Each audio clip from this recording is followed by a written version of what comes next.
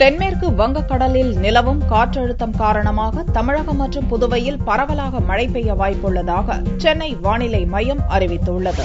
இலங்கை மற்றும் தமிழகத்தை ஒட்டியுள்ள தென்மேற்கு வங்கக்கடலில் நிலவி வந்த காற்றழுத்தம் காரணமாக வியாழனன்று தமிழகத்தில் பரவலாக மழை பெய்தது. இந்நிலையில் வெள்ளியன்று செய்தியாளர்களை சந்தித்த சென்னை மண்டல வானிலை மைய இயக்குநர் பாலச்சந்திரன், தமிழகம், கேரளா, ஆந்திரா, கர்நாடக பகுதிகளில் 48 மணி நேரத்தில் வடகிழக்கு பருவமழை தொடங்குவதற்கான சாதகமான வானிலை நிலவி வருவதாக கூறினார். தற்போது தென்மேற்கு வங்கக்கடலில் நிலவும் காற்றழுத்தம் நீடிப்பதால் அடுத்த 24 மணி நேரத்தில் தமிழகம் மற்றும் புதுவையில் பரவலாக மழை பெய்ய வாய்ப்புள்ளதாகவும் பாலச்சந்திரன் கூறினார். தமிழகம், கேரளா மற்றும் அதனை ஒட்டியுள்ள ஆந்திர, கர்நாடக பகுதிகளில் வரும் 48 மணி நேரத்தில் தென்மேற்கு பருவமழை முற்றிலும் நீங்கி வடகிழக்கு பருவமழை துவங்குவதற்கான சாதகமான வானிலை நிகழ்கிறது. தற்பொழுது தென்மேற்கு வங்கக்கடலில் இலங்கை மற்றும் தமிழக கடற்கரை பகுதியில் ஒரு குறைந்த காற்றழுத்த தாழ்வு பகுதி நிலவுகிறது. இதன் காரணமாக வரும் 24 மணி நேரத்தில் தமிழகம் மற்றும் புதுவையில் அநேக இடங்களில் பரவலாக மழை பெய்யக்கூடும். கடலோர மாவட்டங்களில் ஓரிரு இடங்களில் கனமழை பெய்ய வாய்ப்பு உள்ளது. சென்னையை பொறுத்தவரை வானம் மேகமூட்டத்துடன் காணப்படும்.